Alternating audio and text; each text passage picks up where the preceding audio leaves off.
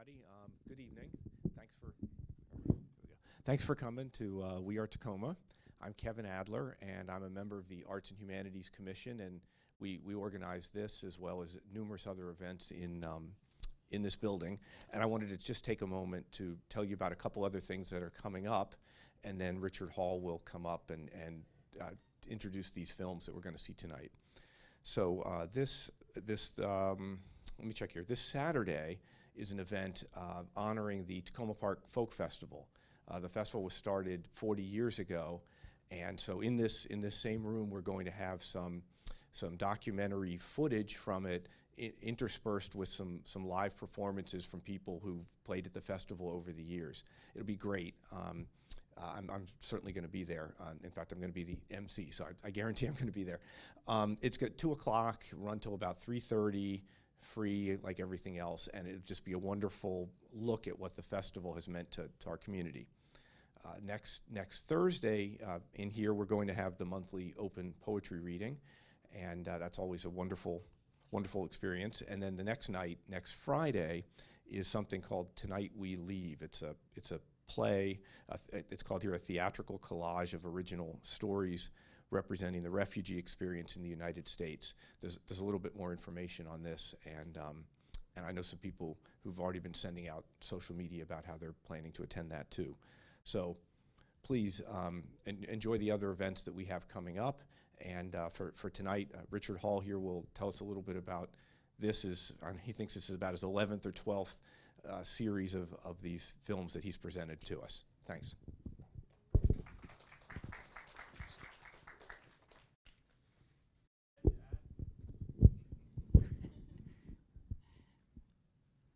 Thanks for, I'm not the dad. Thanks for, well, I am a dad, but my sons are far away. Thanks for coming out, everyone. This program is co-sponsored by We Are Takoma and Docs in Progress. Who here does not know what Docs in Progress is? Raise your hand. Okay, it's a nonprofit organization that was started over 10 years ago, and it helps emerging filmmakers, people who are trying to make a documentary, gives them feedback. They have a lot of programs. They're in a little building by the Whole Foods in downtown Silver Spring. You can go to docsinprogress.org to find out more about their programs. Coming up, they have the next one is Summer Camp for Seniors, My Life on Video, June 18th to the 22nd. They also do a lot of programs with school kids, camp. They make little documentaries about Silver Spring history and things like that. So if you want to know more, these are out on the table outside. The second thing to do with that is they have this demographic survey that's anonymous that they like to do. So I'm going to pass this around now, and if you could fill one out and put your completed one inside the envelope and pass it on to the next person, that would be great.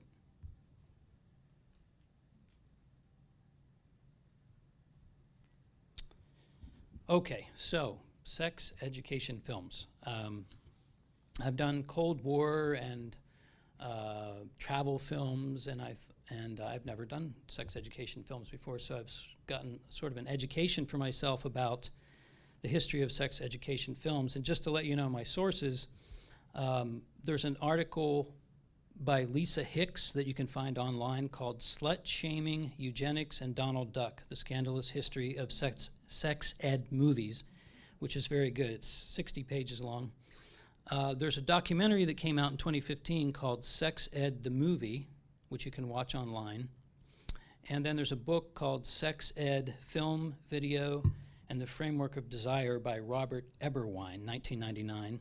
And then finally, there's a Valerie Huber had a graduate thesis called A Historical Analysis of Public School Sex Education in America Since 1900, which had some useful things in it. What I'm going to do with the films is give you a little introduction for each one. I'm going to give more of an introduction before we start. We'll roll a film, and then I'll talk for a minute or so to set up the next one, and I hope to be done by 9 o'clock or so. But the way the program is set up, it sort of goes from grim to funny and ridiculous, I hope. The beginning is pretty grim, but what I'd like to do just to set the tone is to play that first film, if you could, Rob, back there, please. It's just a minute long.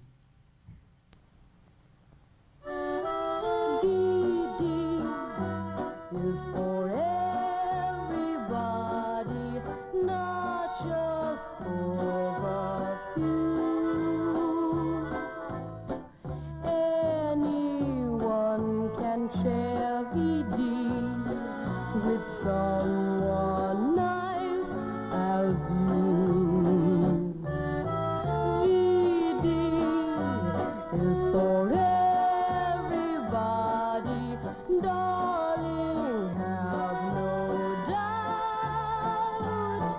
that anyone can get VD. That's what it's all about. If you're curious or confused, get information or a pamphlet at most pharmacies or a health clinic. If you need help, see a doctor. So that's obviously the 1970s. I should have said thank you to We Are Takoma and Docs in Progress, and thank you all for coming out on a really beautiful night. So in the beginning, sex ed films for teenagers were served to reinforce middle-class norms, specifically the belief that sex is only for procreation in the context of heterosexual marriage. The most open-minded and detailed classroom sex ed films were made and screened in the 1970s, but many of those are banned as pornographic now. Even though polls consistently show that more than 80% of Americans support comprehensive sex education, less than half of all U.S. states require their schools to have sex ed programs, and many of the films that are shown focus on advocating chastity and upholding traditional family roles. So let's go back to the progressive era.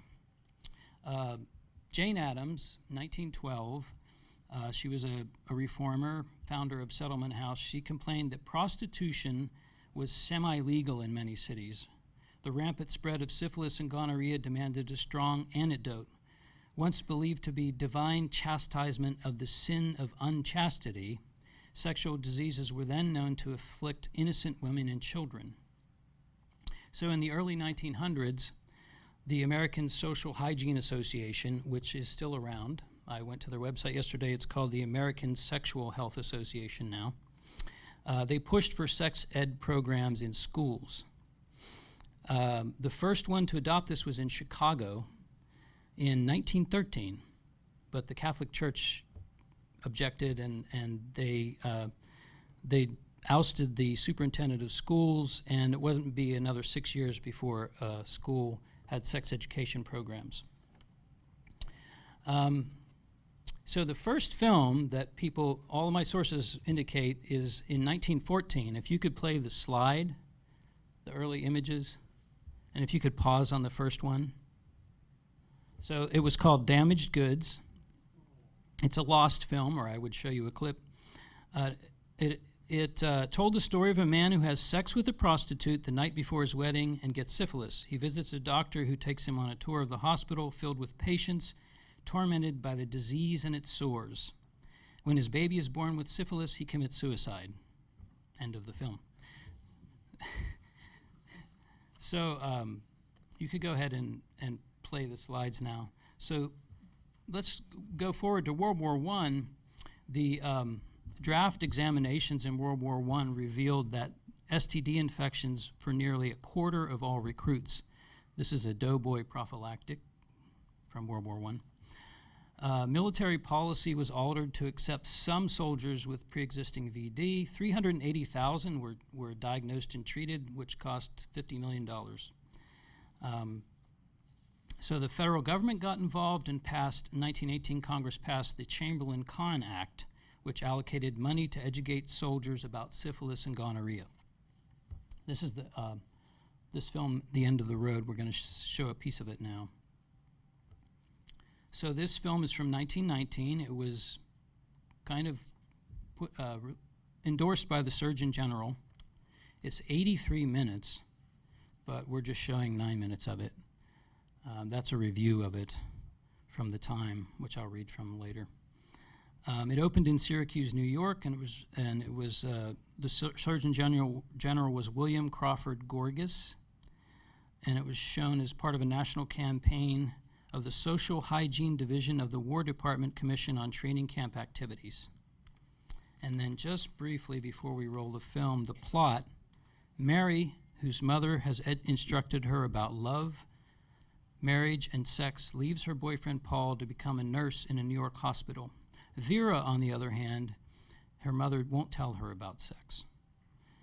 She is encouraged by her mother to marry a rich man, but she takes an apartment from a young millionaire who promises marriage but only gives her syphilis. So why don't you go ahead and roll The End of the Road. This is a silent film, and I've just shown the beginning of it. I'll let you read the titles.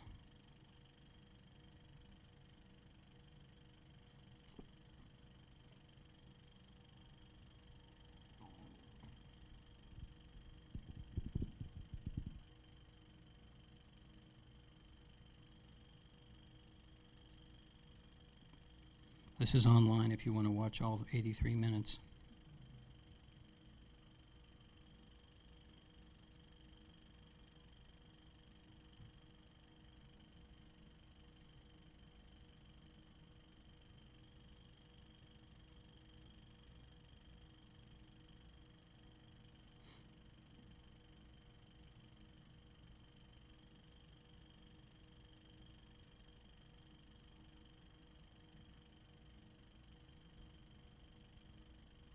The Army Medical Museum would have been in this area, some of the photography.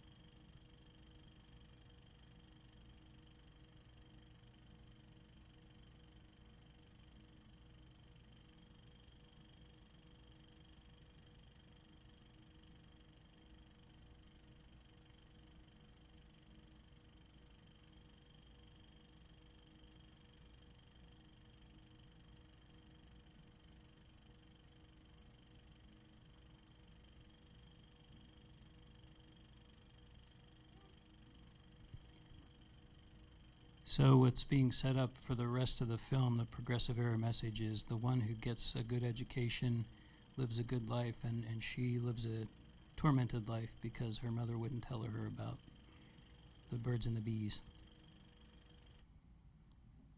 So many things happen. We're jumping towards the end. Mary on the right now is a nurse. She lives in New York City. Her boyfriend Paul proposed to her, but she said, no, I'm going to go to school. I'm going to become a nurse. And the Dr. Bell, she works with Dr. Bell. They end up later on over in France being a doctor and a nurse during the war. And there's Vera with her millionaire playboy.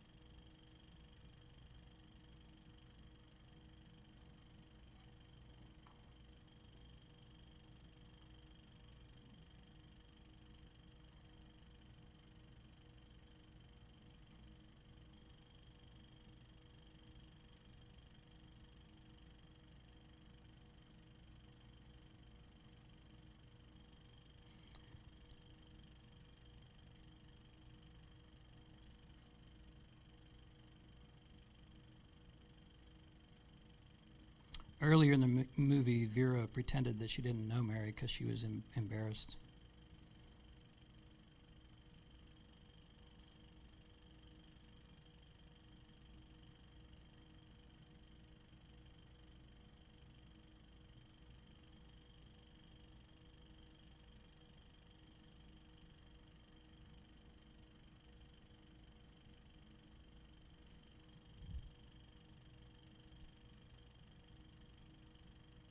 This is apparently an actual hospital, according to what I read, in New York City.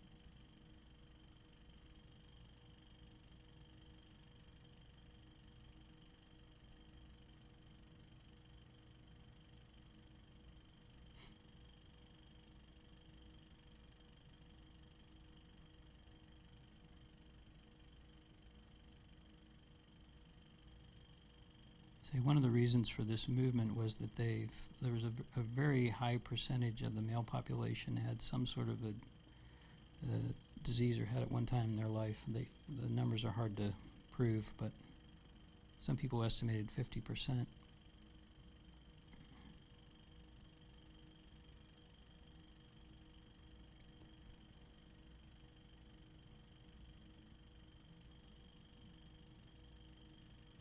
So that's Vera. She's getting better, and she's going to go work in a factory for the war.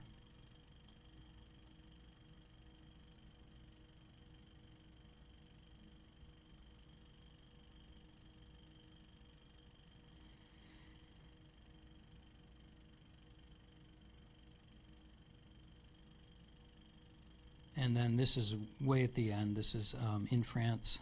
And Mary finally realized that she loves Dr. Bell at the end of the movie.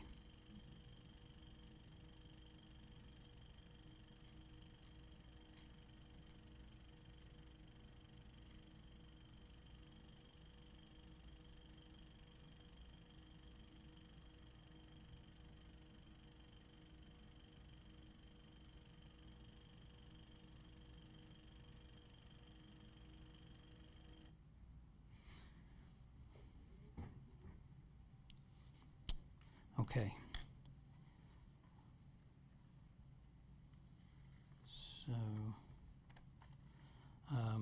a review at the time said I cut off, there are some really gruesome scenes in that hospital. There are in it scenes to which, though perfectly warranted by the purpose for which they are inserted, are a bit strong for the general exhibition. If, however, the audience is a thinking one, free from prudery and false modesty, the play has real value.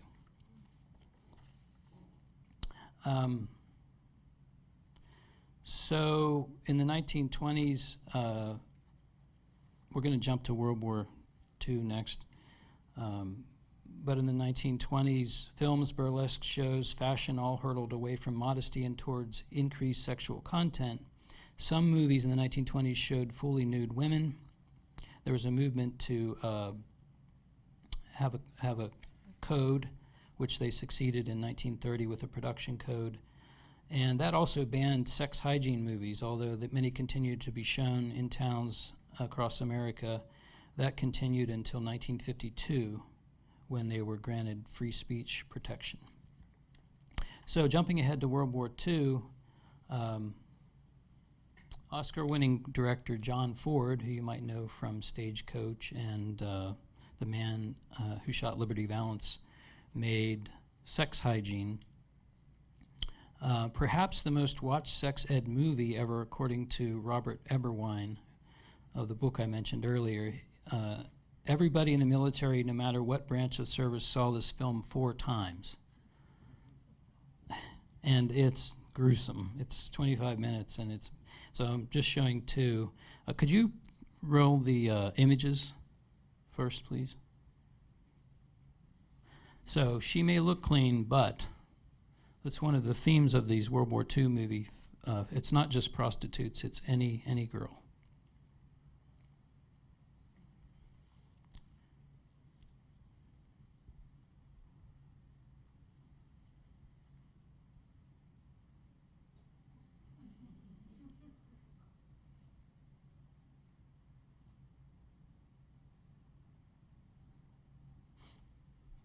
So this film shows very explicit scenes of male genitals in terrible state, but we're not going to see that. So go ahead and this is like the first 2 minutes of it.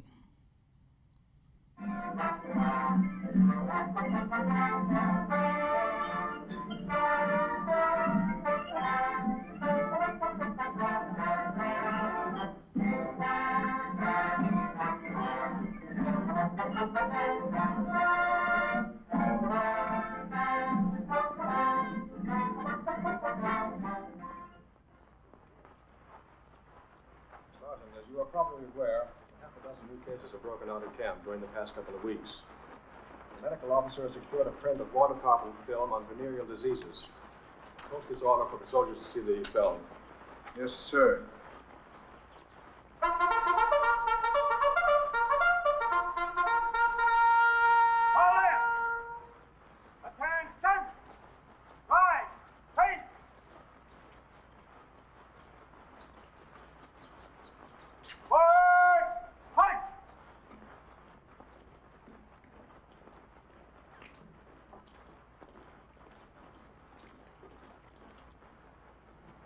The film you are about to witness is presented to you frankly and completely. It's the story of the problem of venereal diseases in the military service from a medical standpoint. Obviously, this film is shown to you not only for the benefit of your own personal good health, but for that of your entire unit. Lights out.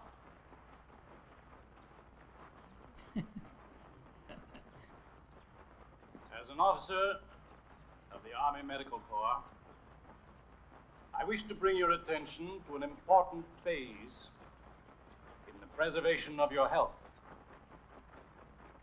The Army recognizes the risks present with a large number of men in the satisfaction of their sexual impulse. The greatest risk is that of venereal diseases acquired during the sexual act. You will ordinarily not contract sexual diseases if there is no sexual act performed. In that respect, continence, if not total abstinence, is the best of all preventives.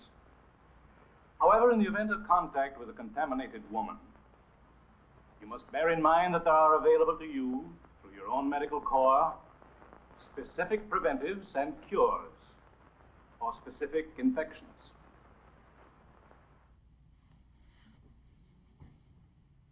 You don't want to see the rest, but if you want to, it's online. So next, another 1944. This one's called Easy to Get. It's 21 minutes, but I'm just showing you 6 minutes, and I'm going to jump into sort of the middle of it. It's the very first sex ed movie featuring African American protagonists.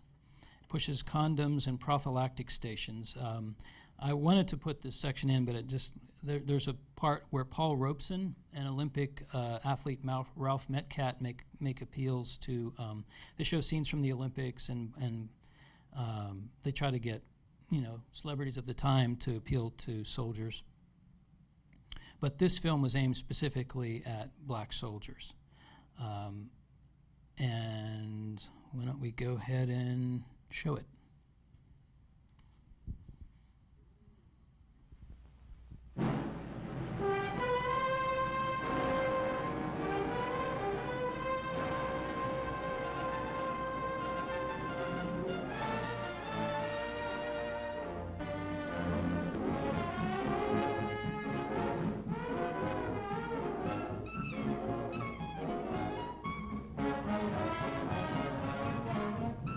Anderson was definitely out for a good time, but he didn't think he'd run into anything this good. She certainly was good looking.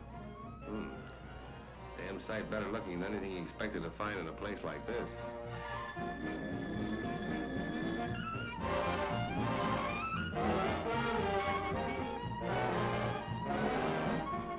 Sure, he knew she was a whore. So what? Whores are supposed to keep clean, aren't they? Don't lots of places even have laws to make them keep clean?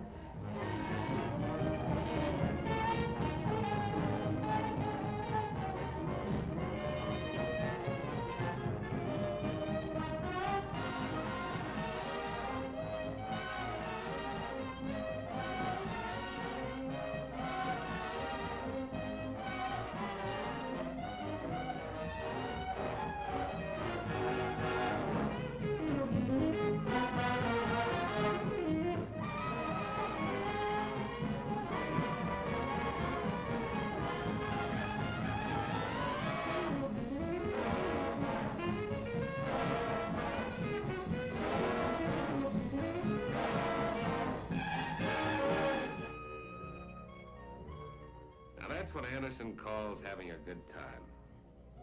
And when it was over, it was time to take a probe, because it's no good unless you take it right away.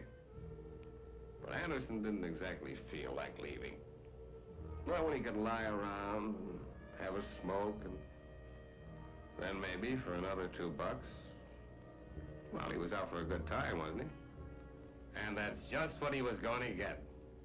And maybe a little more he wasn't out for. What made you think she might be clean, Anderson? She was a prostitute. That's it, sir. I figured if being a prostitute was a job, she'd have to keep clean. Well, maybe she'd like to. But she can't if she takes on men one after another. Any man with a couple of dollars. But she had a card that said she was in good health. Probably a week old. But even if it had been only an hour old, it still wouldn't mean a thing. She could have had a man with VD 5 minutes before she had you and pass his germs on to you. Yes, sir. You know, you might have stayed well if you'd gone to the pro station. I will next time, sir. There won't be any next time for quite a while, Anderson. You've got syphilis. Sweat it out, Anderson. But if it's any comfort to you, you're lucky. Some men aren't smart enough to go to a doctor when they get a case. This man, for example. He was a hero in the last war. But the wounds that have kept him in and out of the hospital ever since 1918 weren't from combat. He caught syphilis from a whore overseas and never went on sick call. There are several venereal diseases, but the most common two are syphilis and gonorrhea. Some people call syphilis bad blood, pox, Louis, a case, the dogs, and so on. Some people call gonorrhea the clap, a strain, the running range, a dose. They all mean venereal disease, VD. It's a bad deal, and it's catchy. And you catch it only one way, from a woman. Doesn't matter if she's a high school girl or a juke joint girl. Inside her, there may be sores, full of crawling little germs, like these wiggling syphilis germs that stick to your skin like molasses. You get these germs and the gonorrhea germs only from a woman. But you don't get them if you use a condom or rubber.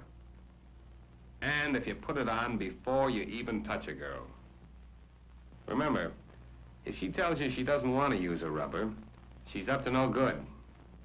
If she's afraid it might come off and get inside her someplace so that she'll need an operation to get it out, she's just crazy. Even if you tried, you couldn't force it inside any place where it could do harm. So don't let any woman talk you out of using one. The next best thing is to take a pro at the pro station. But take it as soon as possible after you've had your piece. The way they do it now, it doesn't hurt and it doesn't take more than a few minutes. It's a fine way not to catch VD. There's been talk by some stupid guys that a pro destroys your manhood, and if you have too many of them, you won't be able to have sex anymore. Well, anybody who thinks that is just ignorant. A pro doesn't hurt anything except germs. Another good way not to get VD is to use the Army's new Pro Kit. It was thought up just for men in the Army, and it works. It consists of a tube of ointment, a soap cloth, a piece of tissue, and some instructions. If I hadn't faded to black there, you'd be mad at me. They have a pro station in downtown Silver Spring, don't they? No. I mean, no. It's so weird. Okay. So, if you don't know that during World War II, they used so many training films and had so many projectors that they spread all around the United States, and educational film exploded after World War II, and that was one of the reasons there was so much extra equipment around. So next is human growth. This is our first sort of classroom school classroom film. It's 17 minutes. I'm just showing 6 minutes. And it was the first sex education film shown widely in schools in the United States. At its peak of popularity in the 1950s, there were over 1,000 prints in circulation, which is, a print of a film is a lot because they get seen by a lot of people. Life magazine did a glowing 5-page feature story on the film in 1948, and it had favorable reviews in Time and Better Homes and Gardens and other popular magazines. And everybody wasn't happy. It was banned in the state of New York and other places. It shows the sensitive subject in a calm, facts-based manner. It's for boys and girls as young as 11 years old. One of the people behind it was Eddie Albert, who you might remember from Green Acres. And the University of Oregon, I think, is where they made it. And actually, there's a version of it, the most recent, kept being remade over the years. I think one was made in 1998. And the guy who did the camera work worked with Frank Capra in the Why We Fight series. So we can just show this one, and I showed the beginning. It jumps in where the teacher refers to something called a preview committee, which is 5 students from the class who watch the film in advance and develop questions for discussion for the entire class, which I think is kind of a neat idea, but that's what she's talking about. The film we'll see this morning will give the answers to these questions. It will also show the earliest phases of growth, as well as the changes that take place during childhood and adolescence. It will help you to understand the way the cycle of human growth is repeated over and over from generation to generation. And now we're ready for the film. Lights. When we talk about growth, we usually think of growing up. But the long road of growth is not just up. If it were, it would mean that this little baby would someday look like this. Now, let's see how human beings really grow. I'm jumping forward there. When a boy is between the ages of 13 and 16, the testes begin to produce sperm cells. These sperm cells are carried through the tubes in a thick, colorless liquid called semen, and at certain times are expelled through the penis. This happens during mating and sometimes during dreams in sleep. This is a normal function of the body.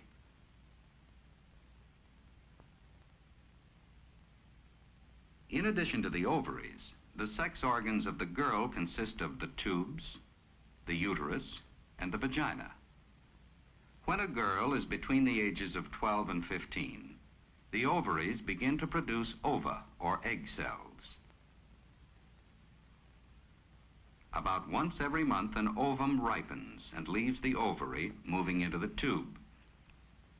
While the ovum moves slowly along the tube, the uterus becomes richly supplied with blood to nourish the egg. But if the ovum doesn't meet a sperm cell, it fails to grow and is discharged. Some days later, the uterus sheds its lining and a little blood passes from the body. The bleeding decreases and in a few days stops completely. This process is called menstruation. The whole cycle begins again with another ovum ripening, usually in the opposite ovary. During early adolescence, the menstrual cycle may be quite irregular.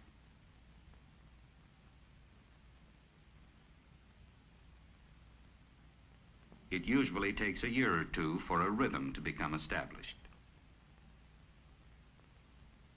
These functions begin as we attain sexual maturity. But all of us do not mature at the same age.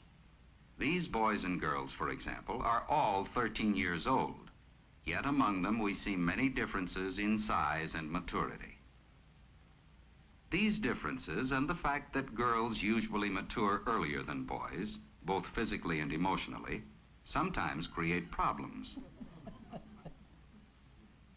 But by the time boys and girls reach their late teens, these problems will have been solved. Also, by the time they have completed their education,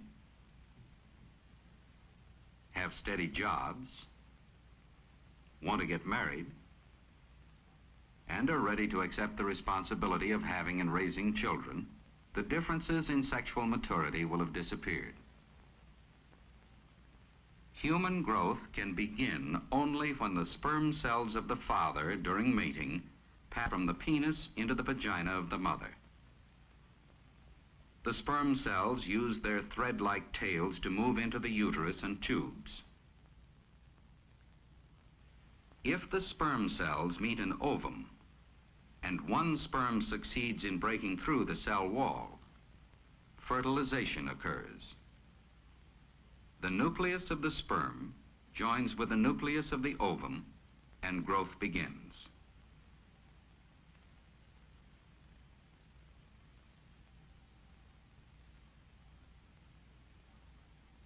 The fertilized ovum begins to divide into many cells while moving along the tube to the uterus. There it attaches itself to the inner lining.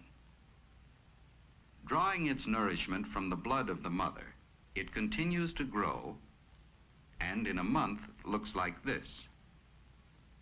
At 2 months, it is much bigger and is already beginning to look like a baby. You can see the cord which connects the baby to the mother and through which the baby receives its nourishment and oxygen. The uterus, which is normally not much bigger than a fist, is muscular and elastic enough to expand to many times its normal size. At 4 months, you can already see why this expansion is necessary. The baby now has arms and legs that move inside the mother. By 6 months, the baby has gradually turned to this head-down position in preparation for birth. The baby is very active now. It is not only the uterus that expands to accommodate the growing baby. Here you can see how the whole abdominal wall stretches. This baby has developed for 9 months and is about to be born. If the mother were lying down, this would be the position of the baby just before birth. You can see the mother's spine below the enlarged uterus. The head settles to a lower position, and the muscles of the uterus begin to force the baby out. The muscle walls of the vagina expand to make room, and the baby's head begins to move out of the mother. The doctor lends a helping hand, and the new baby meets the outside world. Since the baby no longer has to depend upon its mother's blood for food and oxygen, the doctor ties and cuts the cord. The baby cannot feel the cutting any more than you can feel it when the barber cuts your hair. Growth continues, and this baby will become a full-grown boy or girl, and eventually a father or a mother, thus continuing the cycle of human growth.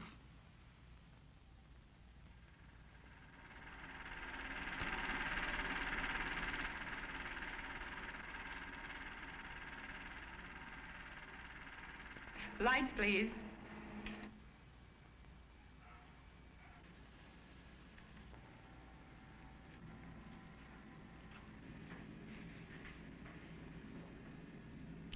The principles of growth and development we've seen in this film apply to all human beings. Now let's begin our discussion by answering the first question from the preview committee. Who can tell us when human growth begins? Bill? Growth begins when a sperm cell enters an egg cell. Suppose the sperm cell doesn't enter the egg cell. Then the egg isn't fertilized and it dies in a few days. That's correct, Bill. I'd like to know more about different kinds of hormones. Everybody says I look like my Aunt Sarah. Why do I have to look like her when I don't even like her? All of those are excellent questions. You students who've been watching this film, you've heard the questions we're going to discuss. You can discuss these same questions with your teacher, and you can ask any others you have in mind.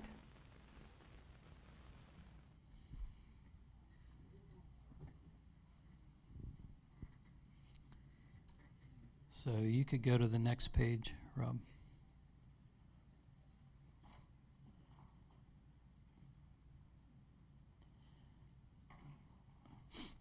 So despite objections, that film was very popular. And then the educational film took off. And so let's have an example from 1957. Oh, no, that's 1947. So there was a softer sort of sex education, which is about the roles rather than how bodies work. And this is an example of that type of film that encourages people, explains to people how they should act and date and manners. And this is just a 3-minute example of that, talking about somebody who isn't popular because she parks in cars with boys, but she thinks she's popular. So.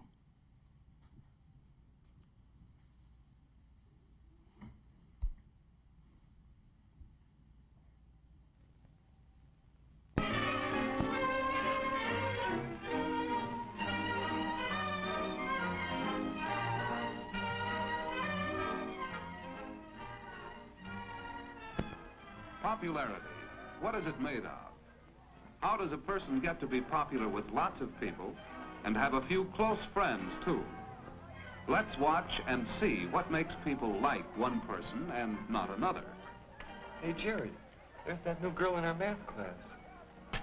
Oh, yes. Her name's Carolyn Ames. She's a swell kid. Why? You know her? Not very well. I wish I did. I don't know what it is, but there's something about her you like. Well, she always looks nice to start with. Yeah, especially when you compare her with some of the weird characters in this place. Yoo-hoo! Ginny thinks that she has the key to popularity, parking in cars with the boys at night. When Jerry brags about taking Ginny out, He learns that she dates all the boys, and he feels less important. What about Ginny? Does that make her really popular? Do the boys and girls like her? Is she welcome to join this group? Hi, Betty. Ellie. You can rest your tray here, Ginny, for a minute. Thanks. Say, Wally, how's the play coming along? Oh, okay, Jenny. Here, Jenny. No, Thanks, girls Jerry. who park in cars are not really popular. Not even with the boys they park with.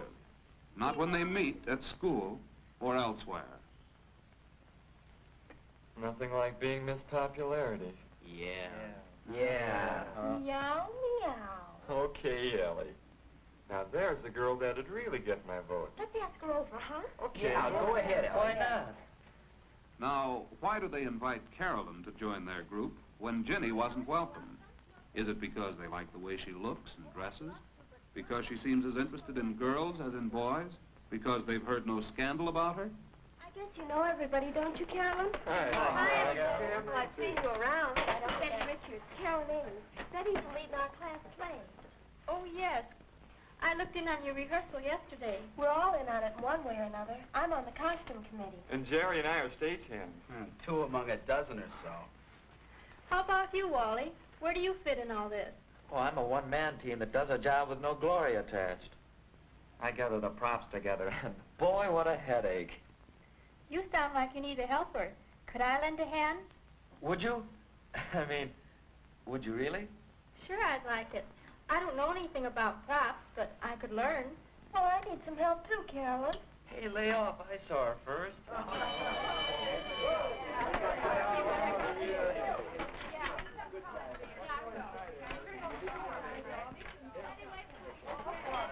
Say, we ought to get together and talk over those props a little.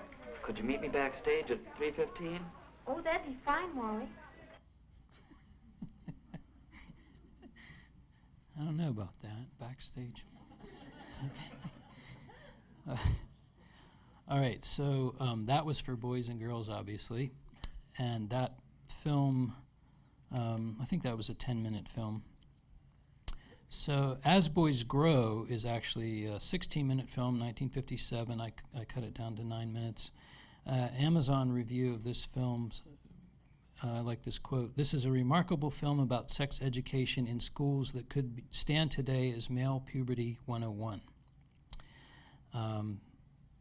So I have the beginning of this, the credits in the beginning, which are silent, and then I jumped into it because it takes a long time to get going. So go ahead and show As Boys Grow.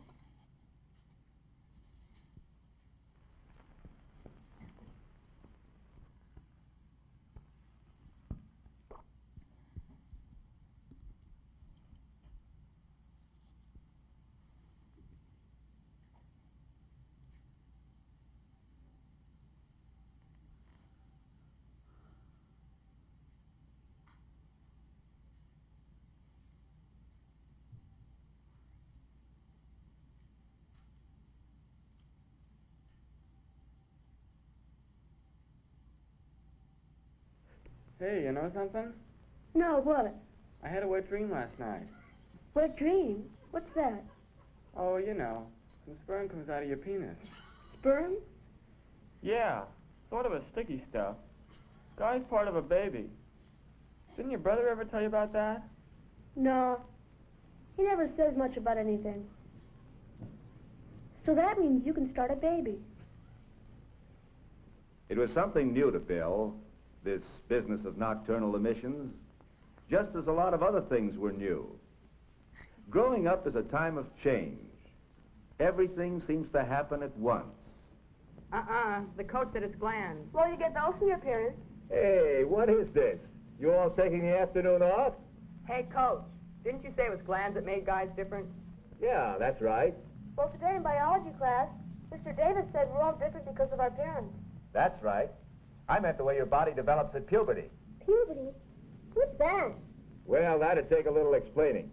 Maybe later, huh? Yeah, but when? Well, how about after practice this afternoon? Sure, great. Okay, but we've got work to do now. Come on, let's get out there. Come on, fellas. So that afternoon in the locker room, I started answering some of the boys' questions. Hey, you having a meeting? No, just talking. Sit down if you want to.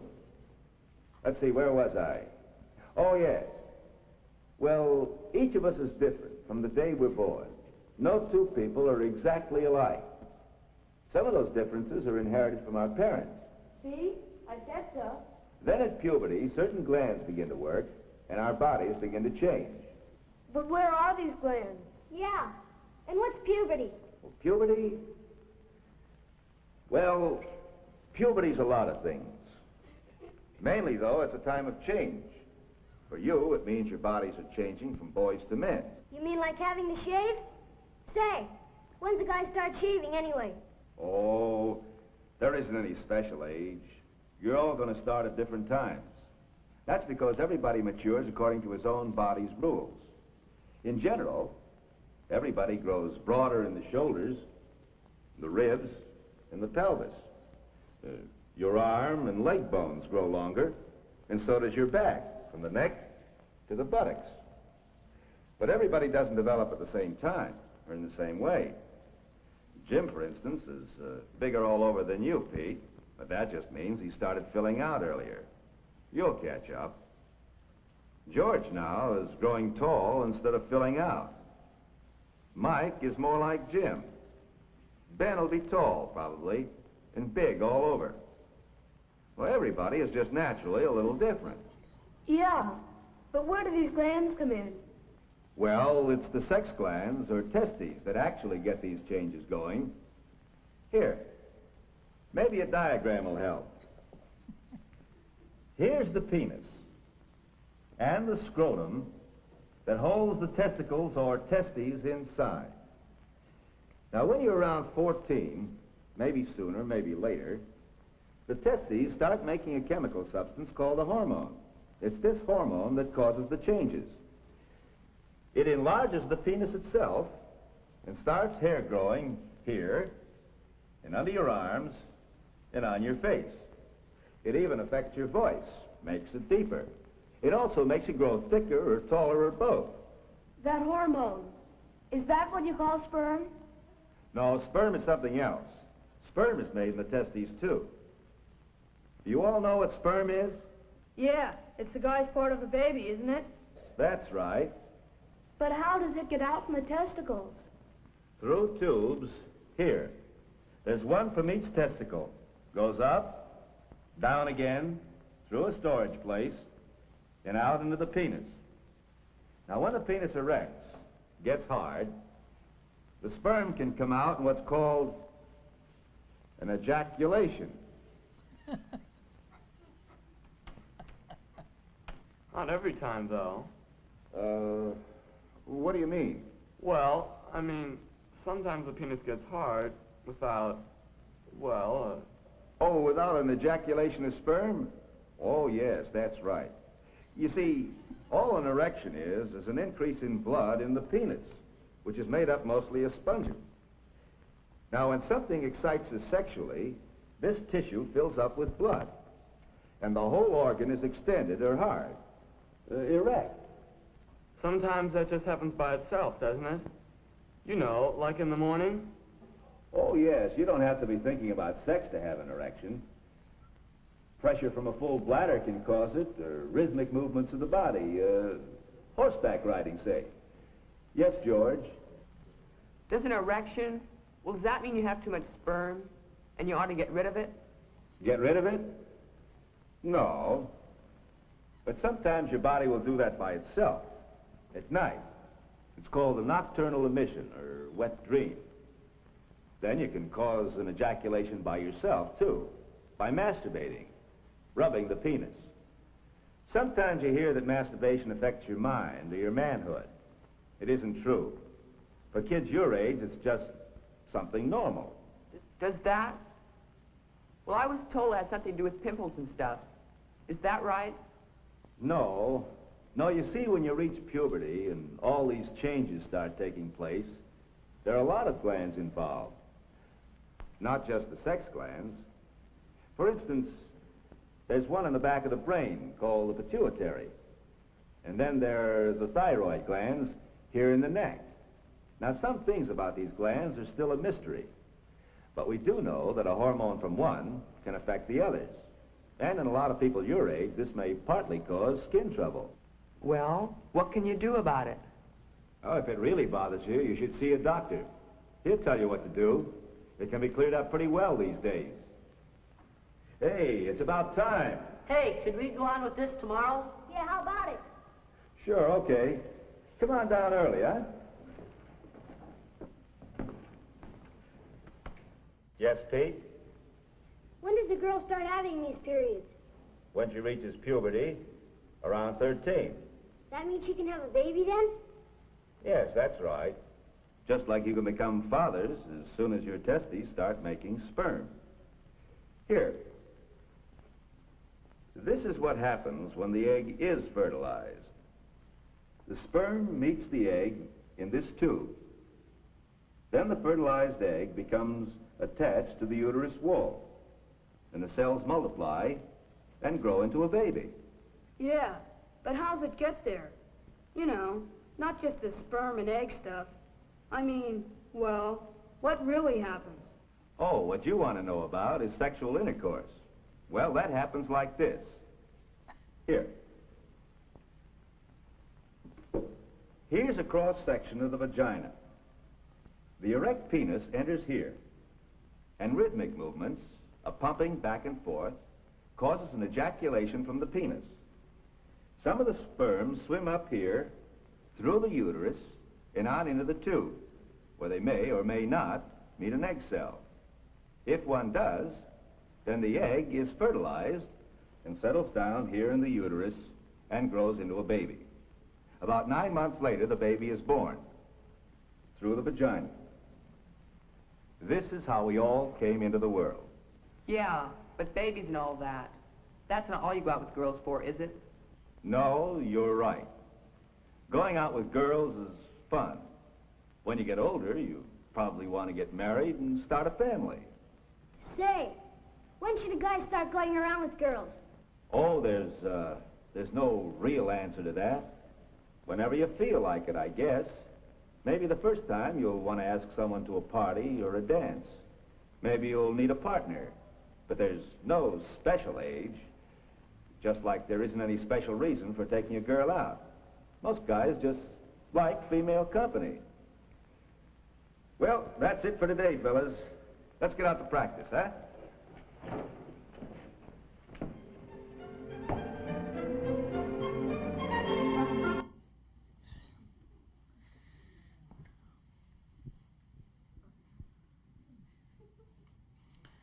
Okay, that reminds me of 1994 when Jocelyn Elders was, remember that? Remember Surgeon General Jocelyn Elders said that maybe masturbation should be taught in the schools, and she had to resign. She was at, that was 1994. It was at a UN conference on AIDS.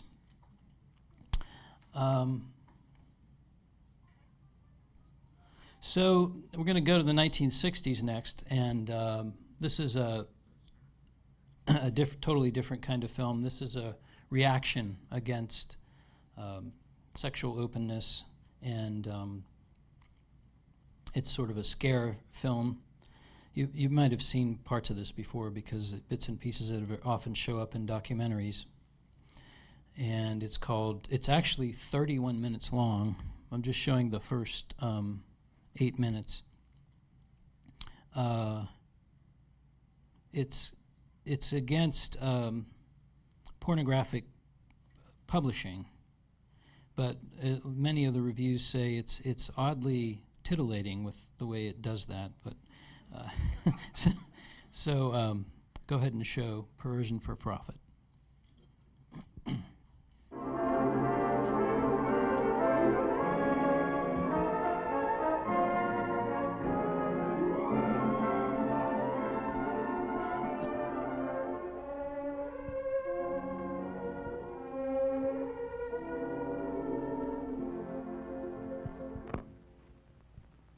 Hello there.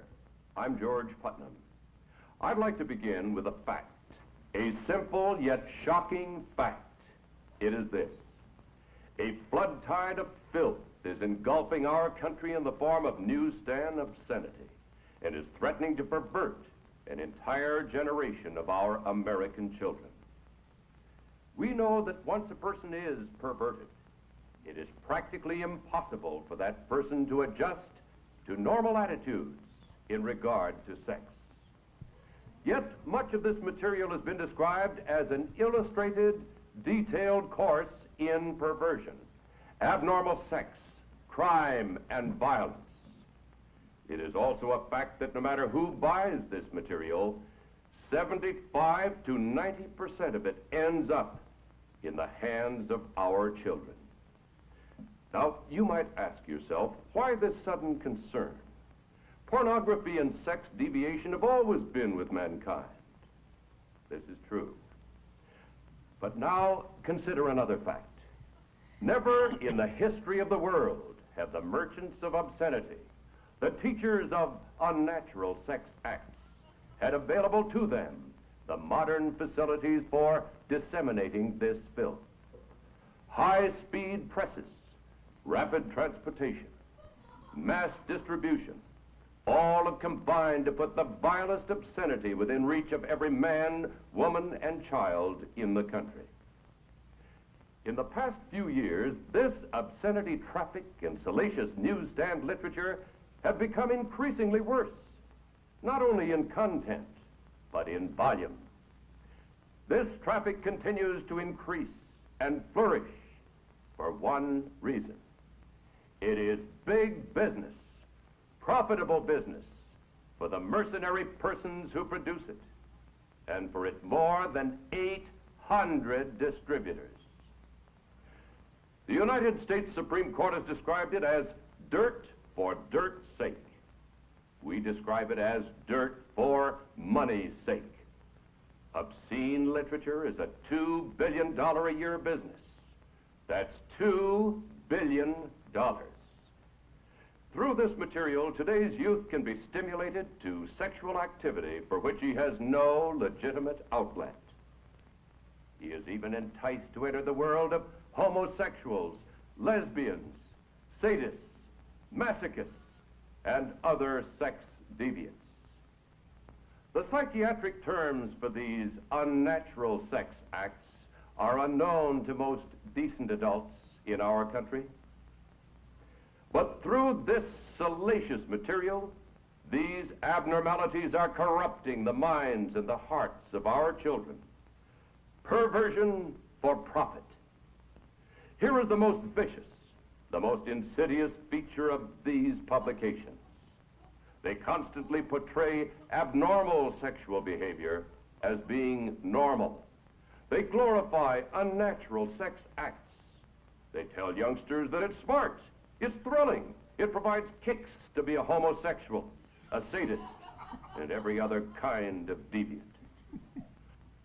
The Military Chaplains Association of the United States, practically every major fraternal, civic, and religious organization, the juvenile court judges, the Federal Bureau of Investigation, innumerable psychiatrists, sociologists, and psychologists attribute the moral decay among our people in very large part to the obscene and pornographic literature so prevalent in our society. This moral decay weakens our resistance to the onslaught of the communist masters of deceit. A major factor that makes youngsters prime targets for this printed filth is the natural curiosity of youth about the mysterious force of sex. Yet, on virtually every newsstand is a welter of misinformation which can wreck them for life. Well, at this point, my friends, I wish to make it clear that the obscenity I'm talking about and the examples that I'm about to show you were not bought on the sly from under the counter. They were not purchased on Skid Row or on the other side of the tracks. They can be bought openly by anyone in drugstores, groceries, delicatessens, terminals, malt shops, cigar stores, newsstands, all over the community. They can be purchased by children, whether in a small town like McAllen and the Rio Grande, or in Chicago, New York, or Los Angeles. A prime example of one major category are the so-called girly magazines, which sell over 15 million copies a month. These highly colorful magazines picture stark nudity on slick paper. They often present their subject on bed or couch, in positions indicative of intercourse or other sex act, obviously calculated to stimulate the reader. The nakedness, the nudity of these magazines is defended and foisted upon the people by a vociferous minority in our society. They lack the moral standards and values of our Judeo-Christian heritage. They not only oppose the principles of that heritage, which has given us our rich institutions and laws, but they advocate their overthrow. For the sake of decency in this film, we have partially covered the pictures and disguised the identity of the model. But actually, these magazines not only display complete nudity, but they do so in a perverted manner. Such as this appeal to the sodomist. Such as these shots, which are typical of the preoccupation with the female breast, to a point that it has become a fetish. And this one, with its overtones of bestiality, and with lesbian implications. And then we come to a terribly sad indictment of our society, the so-called physique group of publications. These magazines with a homosexual viewpoint and poses are often not understood by many youngsters who take them as instruction of body development. But psychiatrists believe that prolonged exposure of even the normal male adult to this type of publication, though he may not be aware of its true nature, will nevertheless pervert. Think then of the consequences to the inexperienced youth who, in purchasing and studying this material, becomes a pawn for these misfits, these homosexuals, who have a slogan that betrays the evil of the breed. Today's conquest, they say, is tomorrow's competition. See the tender age at which homosexuals prefer their conquests. Yeah, that's enough.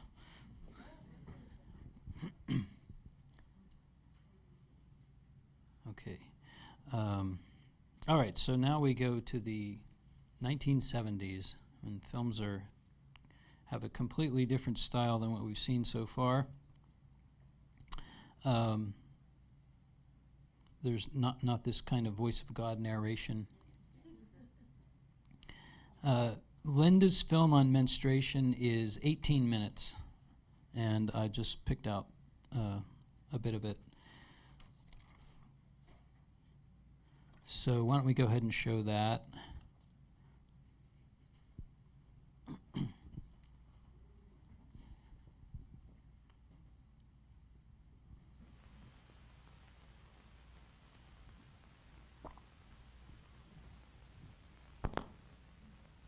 I was happy until I realized, what a pain in the neck it was. I was sort of horrified. I didn't really, understand what was happening. That step my father taught me and my sister. Oh, it's a good cleansing. It's the natural purification of the body. Well, it used to bother me when I was a teenager and a young girl, and mostly I think it bothered me because people sort of expected it to bother me a lot, so it did, and I had cramps. And later on, now it doesn't bother me at all. My name is Judy Marston, 38, 25, 36. Even though I may look like Miss Universe, up until today, I had one big problem. I repeat, I had one big problem. I was 15 years old and had never gotten my period. Even though my mother had told me that women get their periods between the ages of 8 and 17, I was still unhappy that I hadn't gotten mine. This morning, that all changed. My name is Johnny Stent. For me, it all started when I went bowling with Judy today. I should have known something was different as soon as she got a strike.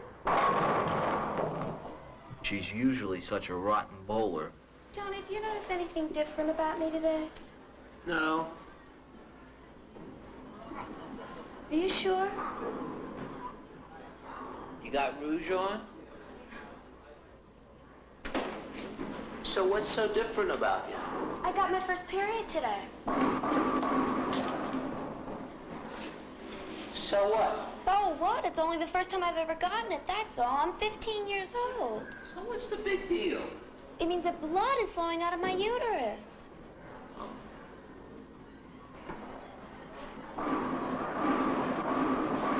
Oh.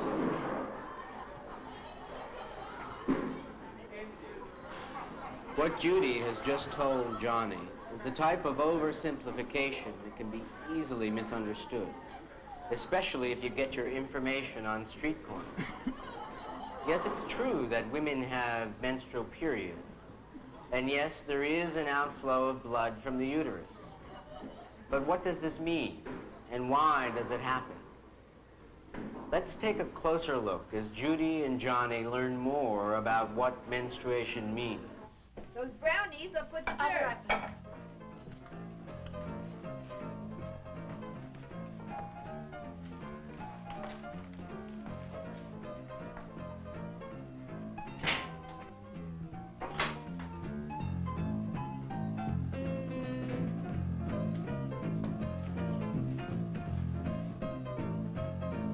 Hey, kids, don't drink all the milk.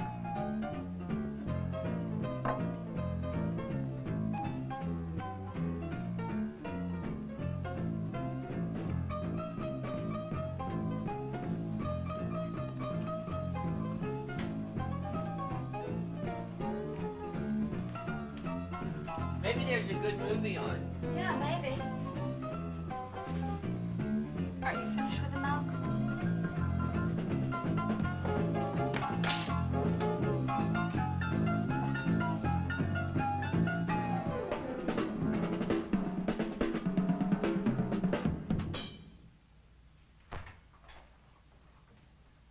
Nothing much good on. Oh, yeah?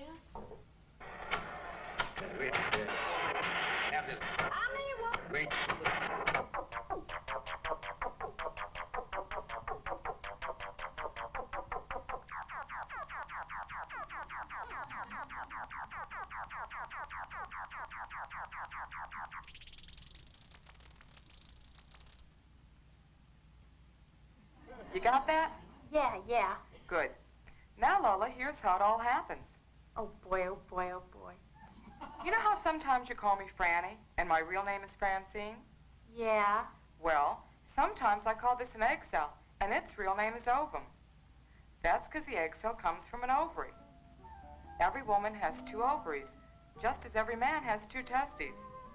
The egg comes out of the ovaries, and the sperm comes out of the testes, and they meet in the female body in the fallopian tube. Wouldn't you know it? I finally get my brother's car to go to the beach and it starts to rain. Not only that, Judy disappears off to her new home, the bathroom, and I get stuck lugging all this stuff to the shelter.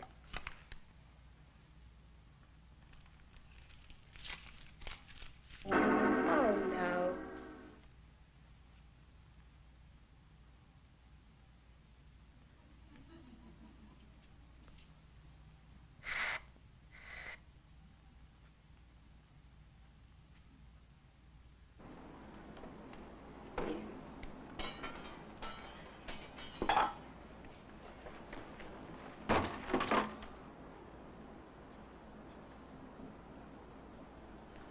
I can't understand it. The weather report said warm and sunny. I wanted to go swimming. Well, you can't go swimming. You're having your period. I can, too. Just because I'm having my period doesn't mean I have to stop doing everything.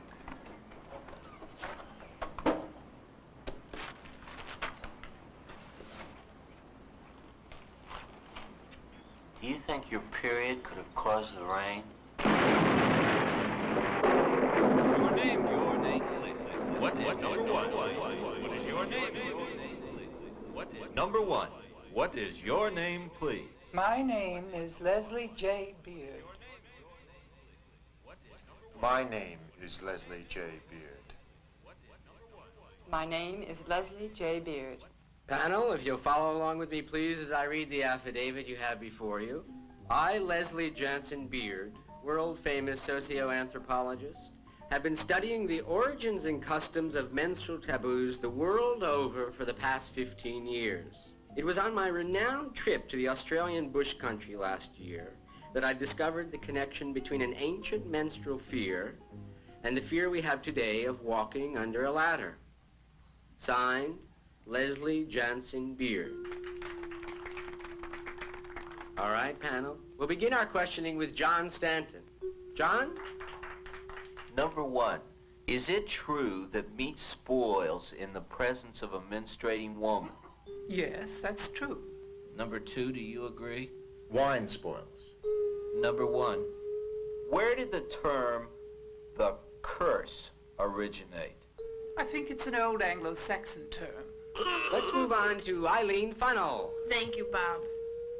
Number 3, how are menstruating women treated as a general rule in most primitive cultures? They were isolated from the villages and made to live in menstrual huts on the outskirts of the settlements. Thank you, Eileen. And now on to Mitchell Barker. Mitch? Hi, Bob. Number 3, what were the men afraid of? They were afraid that these women possessed evil powers that would sap their vitality. And on to Judy Marston. Thank you. Number 3, who started all these myths and taboos? Back in matriarchal societies, women would make up scary stories so that little boys and men would leave them alone during it. Number 2. Well, women always start everything. I have more questions to ask. We'll have a chance to talk with the contestants after the... Mark your ballot. Prepare to determine who is the real Leslie Johnson Beard.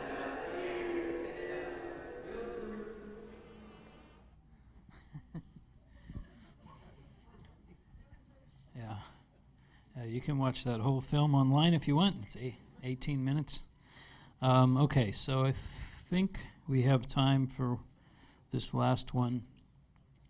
This is kind of also a very zany film, but from a boy's perspective.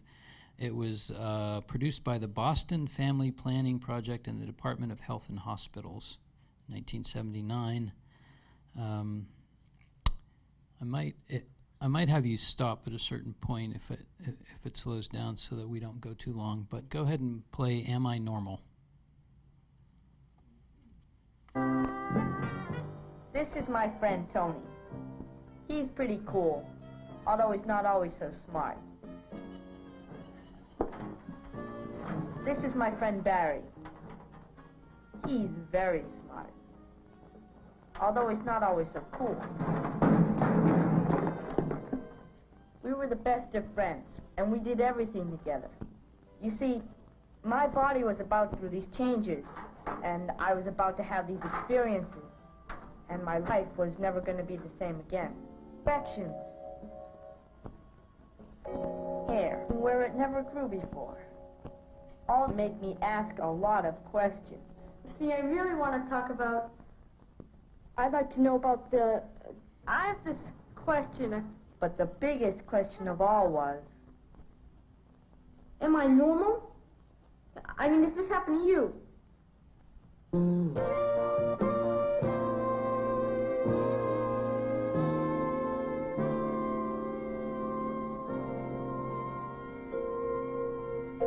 It all started when I noticed that everyone was suddenly interested in sex. And a lot of crazy stories were going around. Hey, listen to this. Jack Market of London, England, had an erection 2 feet long. Held it there for 48 days, and 3 people sat on it before it finally snapped off. Is that stuff really true? Of course it's true. It, happened to a friend of my brother's. Come on, man.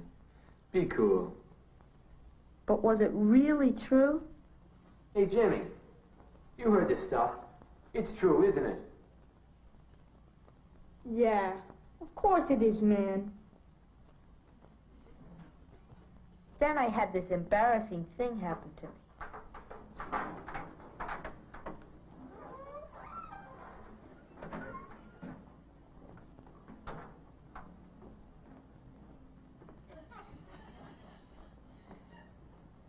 Hi, Jimmy.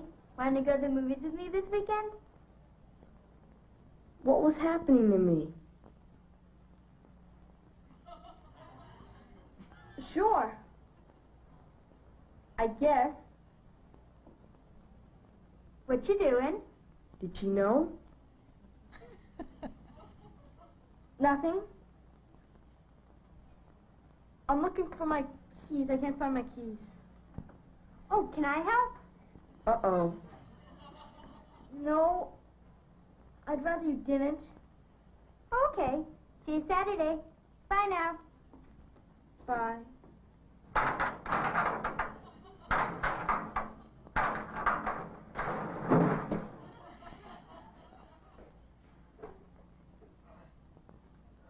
Hey, guys. Well, I was just wondering. Well, see, I got a hard-on in the hall for no reason at all. Am I normal? I mean, if this happened to you.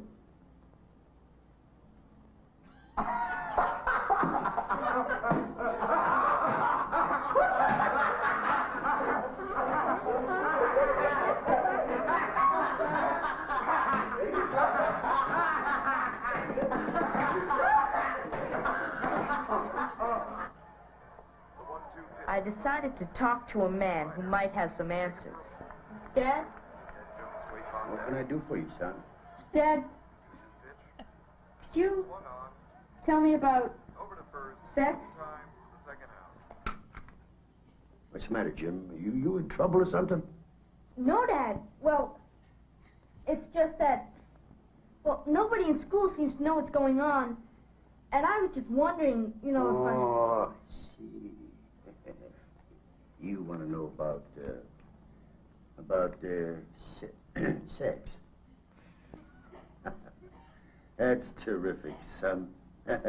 Just between you and me, right? Man to man, father and son. You know, my father never spoke to me about that kind of stuff. Okay, let's see now. Men have their own baseball bat. No, that's not it. Girls have catcher's mitts. Boys have, well, no. Am I helping you, son? Well, I don't think so, Dad. Okay. Let's do this, Jim. There's first base, second base. No, Dad. I mean, well, what about all these changes that are going on in my body and everything? Changes? Men just know about these things. That's all. They just know. It'll come to you. You'll see. Now, let's watch the game, huh? He's off and running. O'Brien takes it on the second. I guess he tried his best, but I was still in the dark. He's out at home.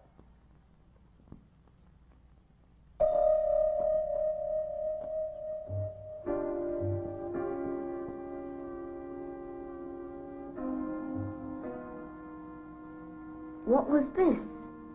A wet, sticky spot on my bed.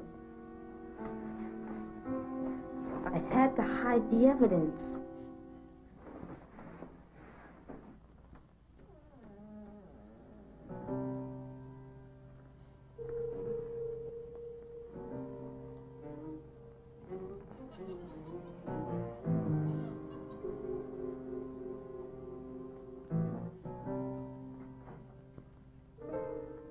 Is that you, Jimmy? Anything wrong? Nothing, Ma.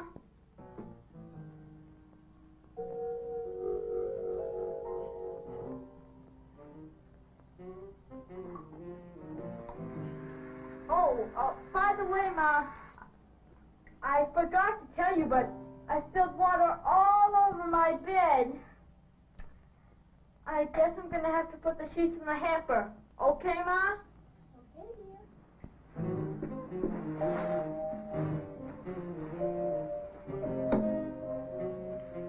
I decided to take action.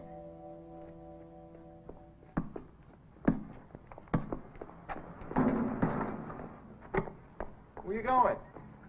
Library. What you gonna read? Nothing. What's wrong with that guy?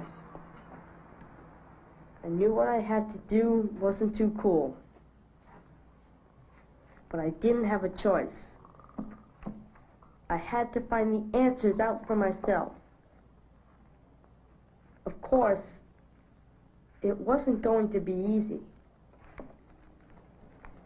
I want to know about the male penis, please. Excuse me? I'd like to know about the male penis, please.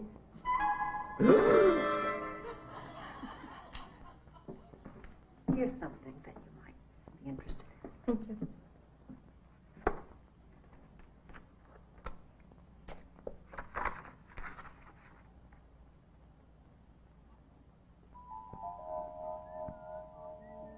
Between the ages of 11 and 15, boys go through the physical and sexual changes of puberty. Their voice is lower, and hair begins to grow on different parts of the body. The penis gradually becomes larger and very sensitive to physical and emotional feelings. The penis is made of spongy tissue and blood vessels. Certain thoughts or feelings or sexual activities can cause these vessels to fill with blood. The penis becomes hard and erect. This is an erection. An erect penis is not a bone. It cannot snap or break off. Many different kinds of feelings can cause an erection. Often the penis will get hard for what seems like no reason at all. It can happen at any time, at any place, and can be very embarrassing. But it is normal and happens to most boys. Excuse me. Have you seen a boy in here? He's about that big. He's got brown hair, brown pants. He went down there.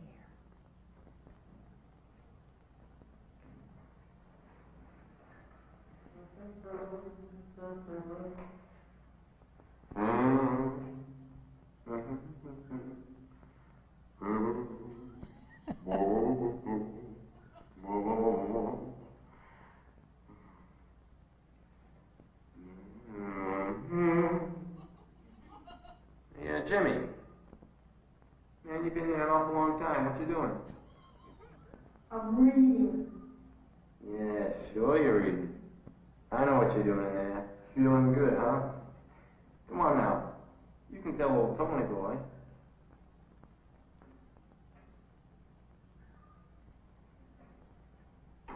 You better watch out.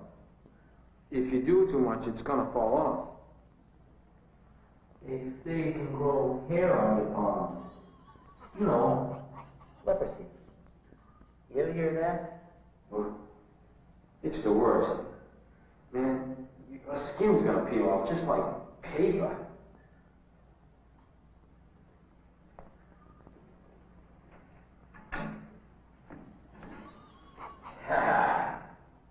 Oh no.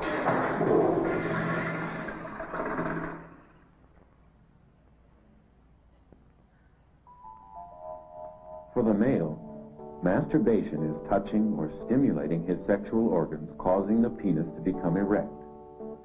Often he will do this until the penis spurts out the milky white fluid called semen. This is ejaculation.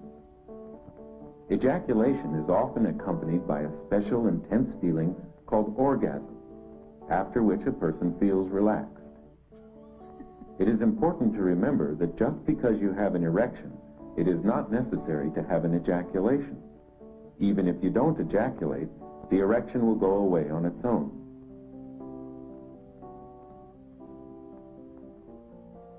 You may have heard stories about how masturbation is harmful. But we know today that it cannot physically hurt you no matter how often you do it. Many people of all ages, men and women, masturbate. They do it because it gives them pleasure or relaxes them.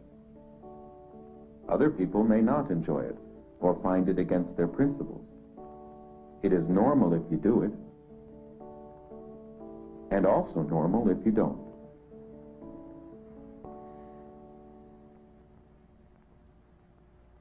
You.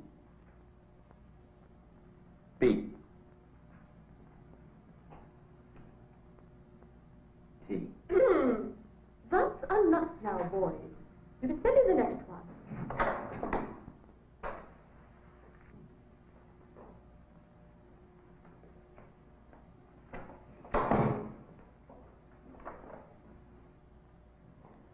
All right now, cover one eye and read these letters.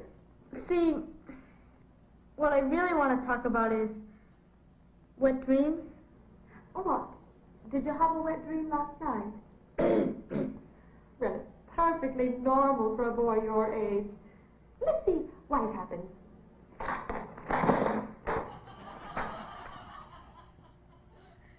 A wet dream Okay, you can is stop simply at that. an ejaculation resulting from... I like the way she does that. Okay, that's the end of the program. I don't have any summary except after 1979, all of the sex ed films started to become about AIDS, and I didn't want to show any of those. So, does anybody have any comments or questions or? Whoop. Yeah, what a backdrop.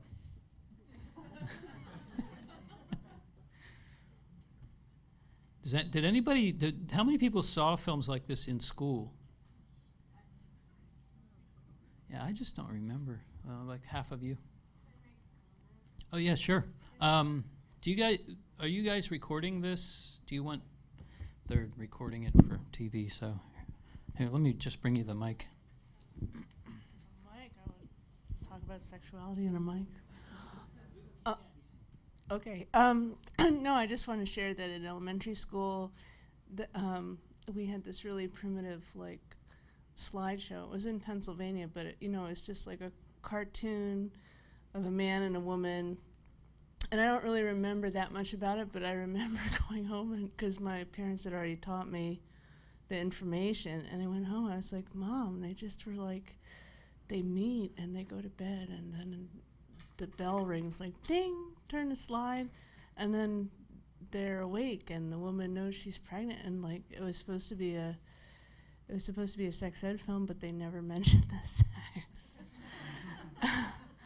And then I also remember in elementary school, which went up to 6th grade, that they had this special day that the kids were all like nutty for, because the girls were all going to go down to it was for girls only to see this film, and there was nothing for the boys, and then the girls was pretty medical about. But I left with the impression that once you got the period, like it just was never over.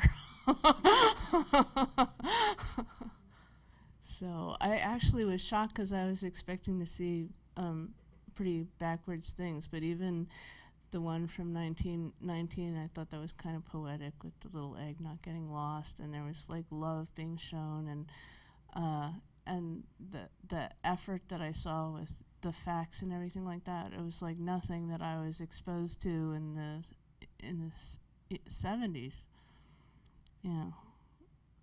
And I wondered if my parents had seen those films that you showed from the 40s, because then they would have seen a lot more than I did.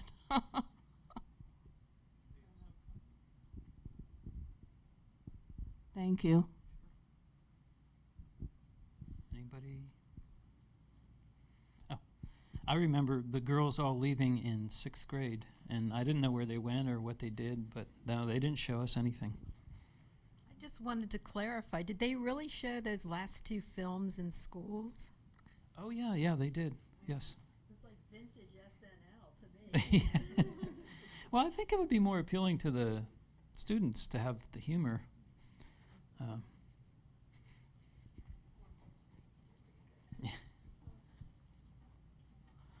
So could you actually put on the, go to the next page just before we finish? There's one more slideshow. It just shows the sources. I just wanted to make sure you saw. I forgot about that, I'm sorry. Yeah, sources. So if you want to know more about this, I recommend this article, which is 60 pages long and good read. And it has a lot of the films hyperlinked in it, so if you just click on them, they come up on YouTube and you can watch them. And that's a documentary called Sex Ed, the movie from 2015. That's online, you can watch it.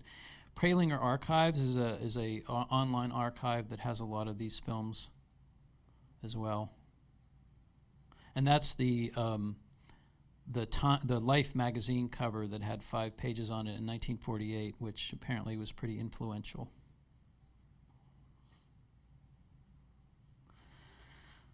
Okay, any other comments? I'll let you all go home. Oh, here we go.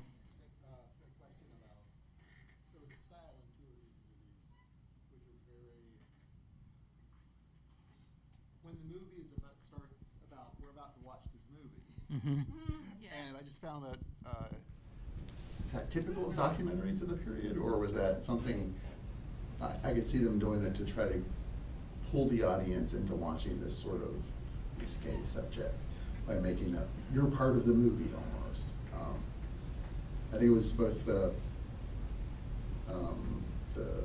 human growth and the one with military that started with, here we are about to watch, and the military one was actually saying we're about to watch this very movie that we're about to watch, which is kind of odd. I actually read about that in the film within the film. Well, it's funny that the human growth guy worked with Frank Capra on Why We Fight as well, but I think that they were with the human growth film, they were very conscious about not just showing information, but showing how it should be used in the classroom. And everything they do is sort of a model. They have a preview committee, the students watch the film in advance, they come up with questions, they show it, they discuss it. I mean, there's a lot more than what you saw here. And I'm not sure about the military film. I think it gives people the experience of, well, other people have gone through the same thing, They're showing sort of, there was a bit missing from the beginning of the military film where they started by showing somebody who, everybody was playing pool and the guy said, I'm going out on the town, and he went out to a prostitute and then he got syphilis. So that was sort of the beginning of that movie, and then everybody went to the theater and saw the film. Oh.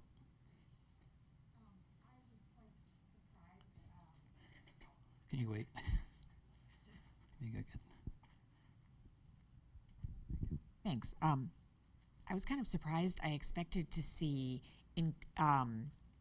my impression of old sex ed movies was the sort of all fear-mongering of, the classic don't have sex until your wedding night and it's only for procreation, that sort of thing. And I was really surprised that there were movies that were like actually giving more content than maybe I even got as a kid in like the 80s and 90s. So that was really interesting. Like the As Boys Grow and Am I Normal just seemed, they were definitely flawed, but they had a lot of they actually had a lot of information in them.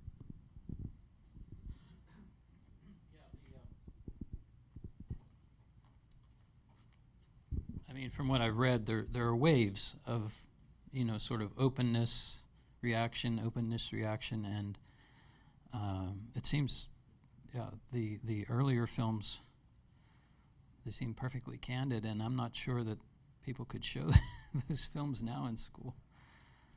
But yeah, it is fascinating. I think that's why it's worth watching the documentary, because it traces that. And when AIDS comes, everything changes, and then there's the federal government starts funding abstinence-only education. and that started with the 1996 Welfare Reform Act. But there's, that article has statistics about how much money is actually spent on sex education in the schools, and there's a lot of states that don't require that it has anything to do with science, and other states do. So, sorry. All right. Well, yes. Oh, the survey. What did you want to say? The demographic survey, do you know where? It's back there. Yeah, if anybody wants to fill that out and hasn't, but I think it's time for us to clear out of here. Thank you all for coming.